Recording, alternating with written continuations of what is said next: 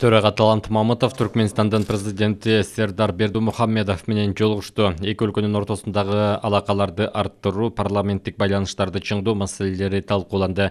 Талант Мамытов Сердар Бердімұхаммедовду Боордош Түркменстан мамлекетинин президенти болуп шайланышы менен куттуктап, ишине ийгиликтерди каалады.